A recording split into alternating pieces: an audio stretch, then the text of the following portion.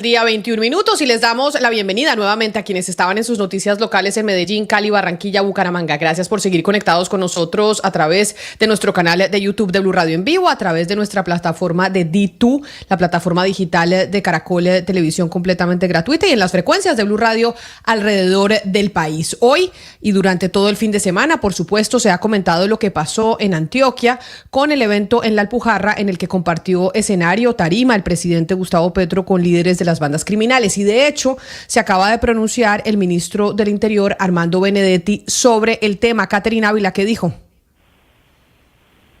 Camila, buenos días. Pues el ministro del Interior, Armando Benedetti, estuvo en la Corte Suprema en una conciliación con la representante Jennifer Pedraza y a la salida de esa diligencia el ministro del Interior cuestionó, respaldó pues esa decisión del presidente Gustavo Petro de pararse en una tarima con cabecillas de organizaciones criminales que estuvieron, recordemos, a su lado en la tarima en un evento en Medellín. El jefe de la cartera política dice que lo que el gobierno está haciendo es negociar y poner estas conversaciones sobre la mesa y no por debajo de la mesa como lo han hecho otros gobernantes.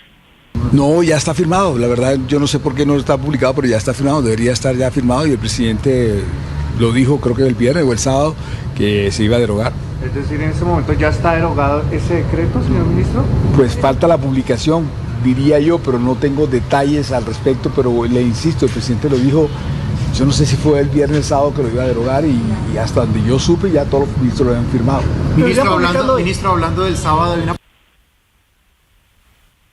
Mire, escuchábamos al ministro Benedetti hablando precisamente sobre la derogación del decreto que convocó a la consulta popular. Dice que ya está firmado, pero respecto a lo que le contaba, pues el jefe de la cartera dijo que el gobierno quiere hacer la paz y lo que se está buscando es que existan menos homicidios sin sacrificar el Estado de Derecho, y agregó, lo que se está haciendo es sobre la mesa, lo hacían otros mandatarios por debajo de la mesa. Ejemplo, lo que hicieron con don Berna. El jefe de la cartera política también habló del atentado al senador Miguel Uribe Turbay y de la denuncia que fue puesta contra el presidente Gustavo Petro por comentarios que ambientaron pues ese clima en contra del senador. Dice el jefe de la cartera política, dice que el presidente de la República no ha hablado absolutamente nada contra el senador Miguel Uribe, no tendría por qué hacerlo. El presidente siempre ha respetado la oposición y es perverso las insinuaciones que se hacen que el gobierno ha tenido que ver algo con el atentado. Pero, ministro, termino. Si hay alguien que le ha ido mal, aparte de Miguel Uribe y su familia, con el atentado contra Miguel Uribe, es al gobierno nacional. Ahí están las encuestas, porque eso debilita a cualquier gobierno en cualquier parte del mundo. El atentado, uno podría pensarse que es para desestabilizar, es una hipótesis, para desestabilizar al gobierno. Dice el jefe de la cartera que precisamente ese atentado afecta al gobierno nacional y se hizo para desestabilizar pues a la administración de Gustavo Petro. Catherine, gracias. Y precisamente sobre lo que dijo el ministro del Interior, lo que hemos venido hablando desde el fin de semana, ese evento en La Alpujarra, pero además lo que pasó hace 2 semanas con el atentado al senador Miguel Uribe Turbay, hoy candidato presidencial o precandidato presidencial, hace que muchos en Colombia estén pensando qué es lo que está pasando con la seguridad, por qué se está deteriorando la seguridad en Colombia, si es que es así o realmente no es cierto. Por esa razón hemos llamado el día de hoy al general Óscar Naranjo, quien fue general director de la policía, pero además estuvo al frente de muchísimos cargos, y creo que es importante escuchar su voz para saber si realmente estamos tan mal en términos de seguridad como en estos momentos estamos sintiendo muchos en Colombia. General Naranjo, mil gracias por conectarse con nosotros a esta hora a los micrófonos de Blue Radio. Bienvenido. Camila, buenas tardes. Un gusto saludarla, saludar a su equipo de trabajo y desde luego a su inmensa audiencia. Y frente a esa pregunta, comienzo por afirmar que si bien esta situación que estamos enfrentando es difícil y tiene rasgos de crisis, para nada es comparable con la situación que vivimos en los años 90. Es decir, estamos frente a una nueva circunstancia donde ha habido una evolución de las estructuras criminales y también ha habido un desarrollo del aparato institucional. Probablemente esta situación se agrava porque no estamos ya frente a los viejos propósitos de los grandes carteles de Medellín y de Cali, de arrodillar la sociedad y el Estado, sino que estamos frente a un crimen organizado que sueña y practica la gobernanza criminal. ¿Qué quiere decir eso? Son estructuras que ejercen control territorial, imponen reglas de comportamiento a las comunidades, protegen sus economías ilícitas, criminales y cooptan autoridades locales vía intimidación o corrupción. Y eso lo que significa es que hoy los colombianos tenemos al frente del Estado unas organizaciones con esa pretensión que buscan permanentemente legitimarse a través de esa llamada gobernanza criminal. Pero, general Naranjo, sobre eso que usted nos explica de que no estamos viviendo lo mismo que los 90, pero además estamos frente a un fenómeno un poco distinto de esta gobernanza criminal. Esa gobernanza criminal también es protagonizada por quienes estuvieron compartiendo tarima en la Alpujarra este fin de semana con el presidente Gustavo Petro, que ha generado todo tipo de análisis. Y yo le pregunto a usted, que tiene la experiencia de perseguir ese tipo de bandas criminales, pero además de tratar de pacificar muchas regiones del país en donde este tipo de bandas tenían control territorial, ¿qué mensaje o qué significado le da al país, a las bandas criminales, a la fuerza pública, ese evento del fin de semana? Mira, yo creo que el país tiene lecciones acumuladas sobre la tragedia que ha significado la aspiración de siempre de los narcotraficantes de hacer política, de incursionar en política y tener vitrina tratando de legitimar su ilegalidad y su crimen. Y por eso me parece que este episodio del fin de semana, que ya incluso le representa al gobierno un alto costo en términos políticos, porque basta ver las reacciones que no solamente corresponden a la oposición política, pasa por los gremios, pasa por empresarios, pero pasa especialmente por los ciudadanos y las víctimas de estas organizaciones.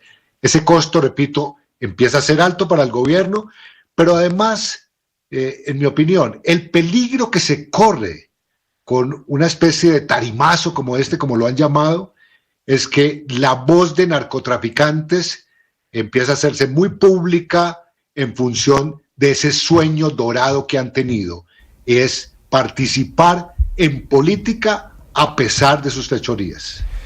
Doctor Naranjo, es claro lo que usted anota, que el enemigo de hoy es muy diferente al de los 90 por la connotación política, también por esa figura simbólica cultural de los grandes capos, pero uno va a los datos de cultivos ilícitos y exportación de cocaína y se ha multiplicado por 7, 8 en los últimos 30 años. Es decir, hoy el narcotráfico tiene más recursos que hace 30 años y la pregunta es ahorita, pues, ¿cuál es la estrategia? Porque a los 90 y 2000 acudimos a los Estados Unidos porque de pronto no teníamos la infraestructura total, pero el próximo gobierno pues tiene un país lleno de cultivos de hoja de coca y de grupos exportando eso. ¿Cuál es, en su opinión como experto, la estrategia, el escenario al que nos enfrentamos por esto que le digo para el 26? Yo creo que Colombia ha pagado un sacrificio enorme. Ha hecho los mejores esfuerzos en el mundo para controlar la producción, particularmente de clorhidrato de cocaína, por vía de lo que fue fumigar más de 1.800.000 hectáreas con glifosato, por lo que significó erradicar manualmente cerca de 500.000 de hectáreas, y a pesar de ese esfuerzo, la oferta colombiana de drogas no disminuyó. Eso nos puso de cara a un nuevo modelo que deberíamos haber desarrollado a plenitud, y es que está probado que la resiembra, cuando hay sustitución voluntaria de cultivos, no pasa del 1%, mientras que la erradicación forzosa, llámese manual o por aspersión aérea, normalmente supera el 50%. Hoy lo que está claro es que, y lo digo con toda claridad, lo que se firmó en La Habana en el año 2016, que era la reforma rural integral, donde un componente fundamental era transformar el campo para llevar alternativas a campesinos que durante años habían estado esclavizados por las FARC a sembrar coca y transitaran a modelos legales, es una tarea inconclusa y pendiente. Yo creo que es necesario hoy, en ese sentido, tener como 3 caras, digamos, o 3 líneas de acción. Perseguir con toda contundencia en materia policial, judicial y militar a estructuras de crimen organizado, particularmente a los máximos responsables de esas estructuras. Segundo, seguir aumentando los controles para que productos, digamos, que hacen posible esa producción, realmente logren disminuir. Si uno tiene esos miles de hectáreas que usted menciona y la producción enorme, cercana a 2.600 toneladas que reporta CINCI de Naciones Unidas, habría que preguntarse con cuántas toneladas de precursores químicos se produce ese clorhidrato. Y la verdad, ahí hay una especie de casilla vacía. ¿De dónde provienen esos precursores? ¿Qué tanto se incautan? ¿Qué tanto se controlan? ¿Qué tanto se desvían de la industria legal? Y por otro lado, creo que avanzar en la transformación rural, privilegiando lo que tiene que ser alternativas al campesinado que sobrevive de manera, yo diría, infrahumana de los cultivos, es un imperativo en estos tiempos. General, usted ahí habla casi que del primer punto del acuerdo de paz con las FARC y el Estado colombiano, que es la reforma rural integral, y por eso le quiero preguntar por la paz total, porque usted mismo está diciendo, lo reconocemos, en una reconfiguración de los grupos criminales, menos ideologizados, más mafiosos tal vez, mimetizados dentro de la población, ha logrado perfeccionar esta forma de mimetizarse dentro de la gente, de la sociedad, pero usted que es experto y es una voz pues muy respetada en estos temas, ¿cree que la paz total, la política de paz total que tenemos en este momento ha ayudado a profundizar esa criminalización que estamos viendo hoy? Yo tengo que ser coherente con los colombianos, porque recuerdo que cuando se instaló el gobierno del presidente Petro, frente a este pronunciamiento y declaración de buscar poner en marcha una política de paz total, yo lo que dije es, me parece que es una política aspiracional maximalista y francamente alrededor de la paz prefiero ese maximalismo por la paz que negacionismo por la paz. Pero desde luego y desde el inicio del anuncio de esa política, lo que fue claro es que esa política maximalista no estuvo acompañada de esfuerzos de la misma magnitud, esfuerzos en planeación,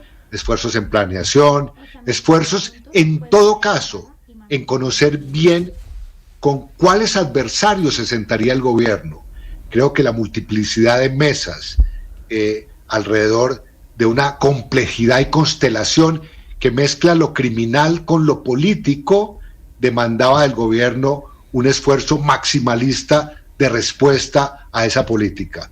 Y lo que está claro es que hoy vemos que esa política de 11 mesas, lo que se dice públicamente es que hay solamente 2 o 3 funcionando y no a plenitud, y por otro lado hay unas confusiones alrededor de esa paz total que de alguna manera han eliminado las fronteras en lo que era claro, negociación política con organizaciones armadas que tuviesen alguna inspiración insurreccional y por lo tanto un tinte político alrededor de la violencia que hubiesen ejercido. Y por otro lado, la otra línea es clara y nítida, política de sometimiento a la ley para criminales que se acerquen a la justicia y por su colaboración y desmovilización y desmonte de esos aparatos puedan recibir algunos beneficios penales.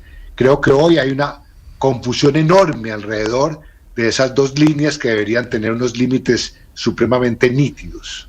Sí, precisamente, General Naranjo, hablando de eso, quiero que escuche lo que dijo el ministro del Interior, Armando Benedetti, hoy que fue consultado por los colegas a propósito de la presencia de esas cabecillas, de esos líderes, cabecillas de grupos criminales en la Alpujarra, cuando le preguntaron por esa presencia. Esto fue lo que dijo. Los críticos están mal enfocados. Cuando yo fui ponente de Justicia y Paz, que tenía que ver con los paramilitares, y cuando fui ponente de cómo crear la JEP y sus reglas de la JEP y de amnistía e indulto, desde esa época son igualitos los argumentos en contra. Si usted va a hacer la paz, hay que hacerlo con los criminales, y lo que se está buscando es que existan menos homicidios y menos muertos, sin sacrificar el Estado de Derecho, y el presidente en ningún momento ha sacrificado el Estado de Derecho para que así sea. Por otro lado, Eso que se estaba haciendo sobre la mesa es lo que han hecho otros mandatarios y candidatos a la presidencia de la República por debajo de la mesa, ejemplo con don Berna. Pero no se podía hablar con ellos estando en la cárcel, que una comisión, una mesa de trabajo entre las cárceles y no llevarlos a mostrarlos públicamente. Pero es importante que usted entienda que se hizo sobre la mesa. Antes que se hacía en Medellín, los alcaldes y los gobernadores de otras épocas lo hacían por debajo de la mesa, pactando y jactándose de decir que habían bajas tasas de homicidio con base en pactar ahí sí con el crimen de forma criminal. Aquí se estaba haciendo por encima de la cama, de la mesa. Que usted lo diga, que estaban en la tarima, que debió o no debió hacerse, es una cuestión de forma. Pero lo importante es la esencia de que no haya más homicidios. Sí, general Naranjo, escuchando al ministro del Interior que dice que poner a estos criminales en tarimas, dialogar con ellos sobre la mesa, ¿usted qué considera? ¿Entiende usted o seguimos viendo aquí eso que usted señala, que hay una confusión de cómo se debería direccionar este diálogo?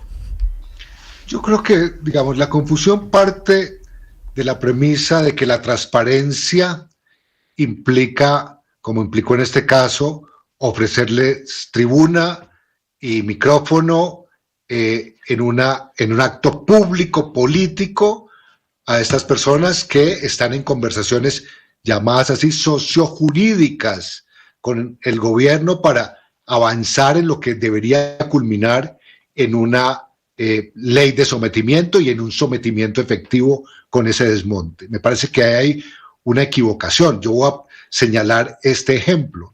Yo fui el responsable en la última fase del gobierno del presidente Santos de adelantar las conversaciones con los voceros del Clan del Golfo.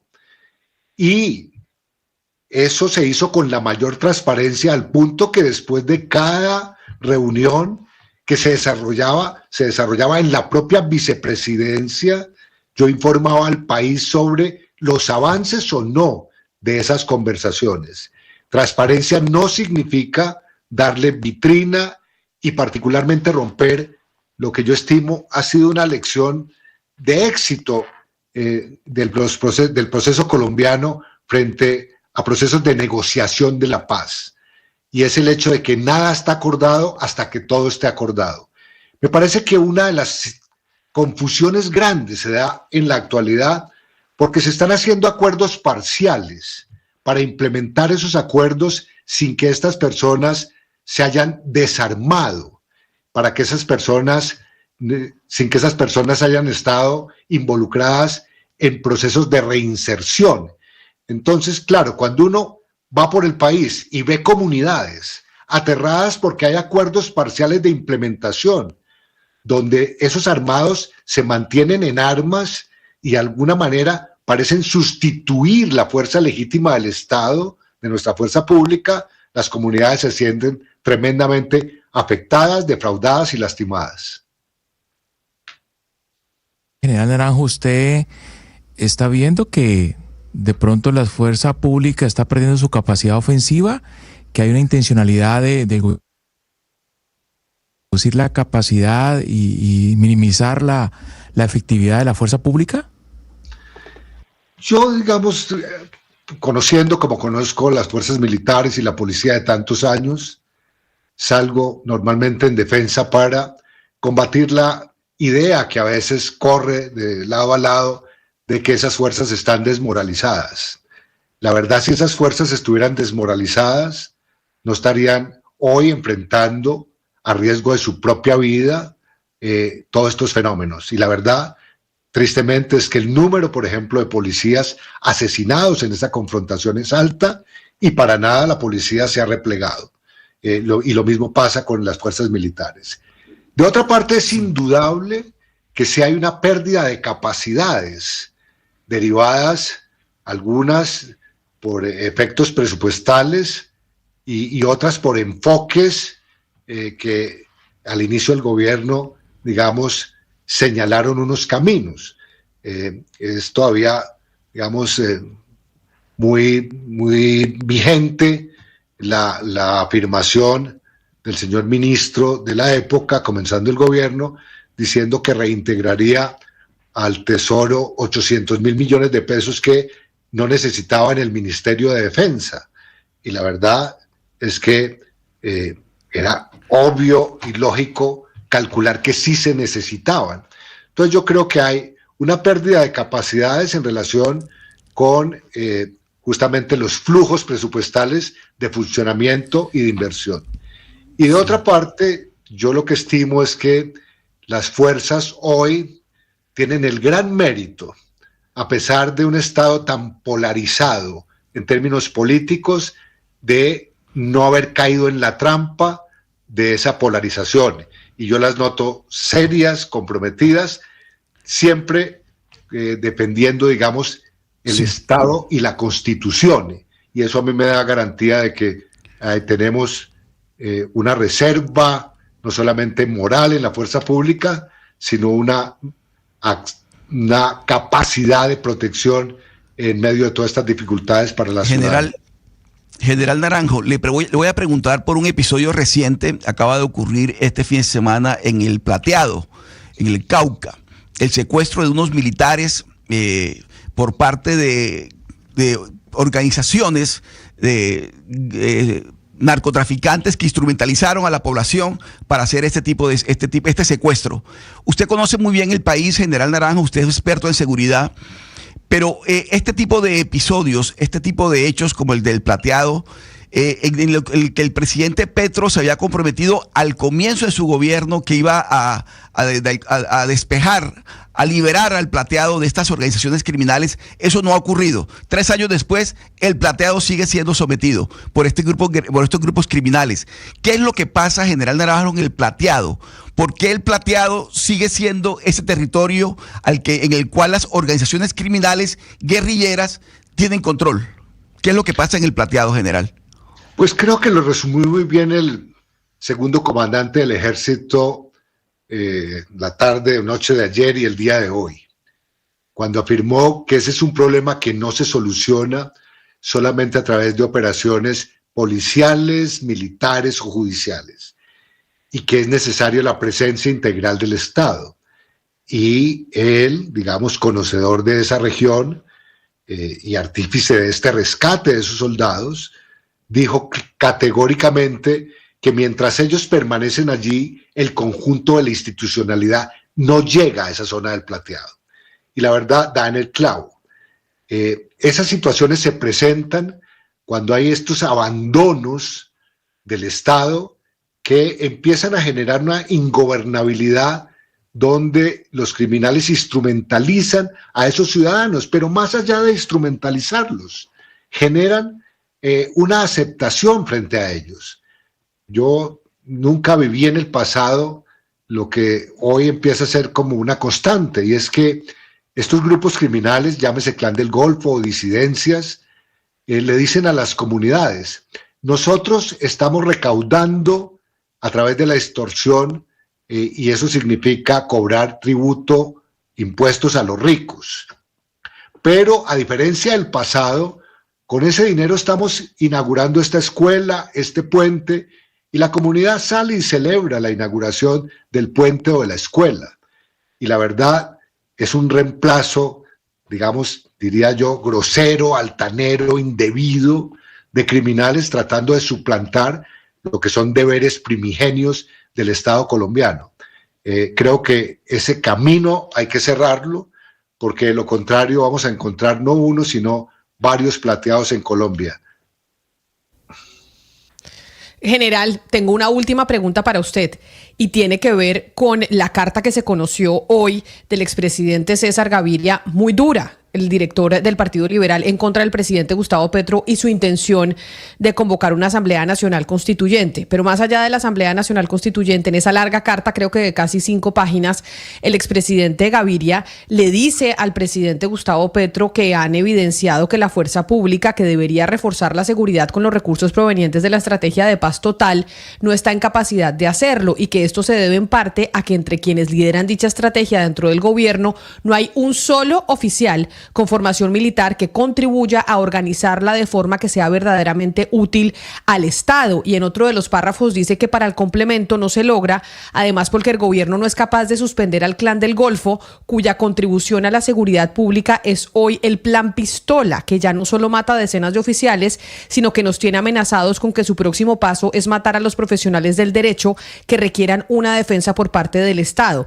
Estos dos párrafos de esta larga carta que, como le digo, se concentra en el tema de la constituyente, pues sí habla de cómo no hay personas con experiencia dentro del gobierno nacional manejando la estrategia de seguridad. ¿Usted coincide con eso que dice el expresidente Gaviria, que de verdad aquí se desmantelaron las fuerzas militares de quienes saben o sabían y tenían la experiencia para manejar esta situación de orden público, y que lo que tenemos es simplemente pues ceses al fuego indefinidos que pues ordena el comisionado de paz Oti Patiño, cuya función es prolongarlos y prolongarlos? Camila, digamos, frente a esa carta hay un hecho, digamos, que no se puede pasar por alto y que entre otras cosas, en mi opinión, es como una gran contradicción de un gobierno que agita banderas de la izquierda democrática y que se vio por estado, yo digo, de necesidad a reinstaurar en el Ministerio de Defensa un militar. No importa si ese militar hoy hace parte de la reserva, pero durante muchos años lo que parecía una conquista democrática en Colombia, desde el año 91, 92, con ministros civiles, hoy vemos que ese ministerio lo ejerce un militar.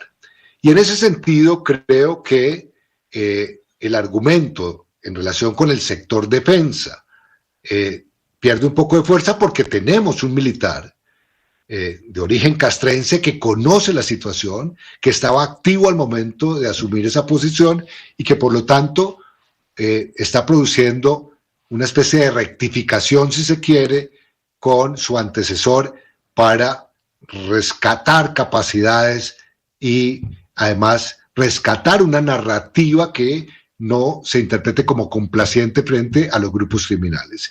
Y de otra parte, lo que sí es evidente, Camila, es que en Colombia, que enfrentamos como esta triple tragedia del narcotráfico, la violencia territorial y los temas de inseguridad ciudadana, hay tres políticas que no se hablan. La política de paz total, en mi opinión, no ha logrado ensamblarse con la política de seguridad. La política antidrogas, al mismo tiempo, no se habla con las otras dos políticas. Y me parece que corren por carriles distintos y ya no es una cuestión si hay conocimiento o no. Yo debo decir, cuando leo los documentos en el escritorio, hay frases, párrafos, páginas enteras donde yo coincido con la formulación de política, ¿no? Pero ya a la hora de implementarse, a la hora de coordinarse, a la hora de hacer práctica esa política, se notan vacíos enormes y que es, yo creo, a lo que se refiere el presidente Gaviria. Pues, general Oscar Naranjo, qué placer, como siempre lo digo, hablar con usted, Camila, y sobre todo en estos momentos en donde estamos. Dígame, Hugo Mario. Antes de que despida el general Naranjo, permítame hacerle una pregunta, porque yo sé que el general Naranjo está distanciado un poco de la vida pública nacional, de los medios de comunicación, que está muy contento en su rol de abuelo y demás, pero hay gente que lo están pidiendo como candidato presidencial. ¿A usted le suena la idea, general Naranjo? Incluso hay una columna en El Tiempo del fin de semana de Fernando Sánchez Torres que lo propone usted como candidato. Pues la verdad, yo he dicho que yo estoy cerca del país, pero lejos de la política electoral. De otra parte, es verdad, y ahí yo me siento impotente, de que cada vez haya sectores y personas muy respetables y líderes que estén pensando en mi nombre, pero la verdad, yo no estoy en esa baraja, creo que de 63 precandidatos y candidatos que hoy tiene Colombia. Yo estoy, digamos, trabajando en la universidad, estoy viajando por América Latina con estos temas, y como usted dijo, estoy feliz recuperando lo que pudiera llamar mi tiempo perdido después de 46 años de servicio público en mi casa. Y ahora sí digo, y me excuso porque no puedo controlar las opiniones de esos líderes que señalan mi nombre, pero yo a eso no tengo respuesta. Es decir, es un no, general Naranjo, yo no sabía, pero es un no que usted no tiene intenciones ni va a tener intenciones de ser candidato presidencial, uno de los tantos que tenemos en este momento. Sí, yo he hecho, digamos, lo dije en el mejor momento, cuando yo era el rey de las encuestas en el año 2012, que me retiré con el 83% de favorabilidad, y se avisoraba una campaña para el 2014, y me buscaron de partidos y de movimientos, etcétera, y de gremios. Yo dije, yo no soy un ser electoral. Y como no pienso en eso, realmente sigo sobre esa convicción de que no soy ser electoral. Pues general Óscar Naranjo, muchas gracias por estar con nosotros hoy aquí en los micrófonos de Blue Radio, hablando del tema de la seguridad, que creo que es el tema que preocupa a muchos colombianos hoy en el país después de lo que hemos vivido en las últimas semanas. Mil gracias por haber estado aquí en los micrófonos de Blue Radio. Muchas gracias, Camila, a usted, a todo su equipo y a su audiencia. Mil gracias. Un saludo especial, Hugo Mario. O sea, usted nos quería agrandar aún más la lista de precandidatos presidenciales, porque yo ya no sé ni en cuántos vamos, pero yo sí no tenía en la lista. Me sorprende usted al general Óscar Naranjo.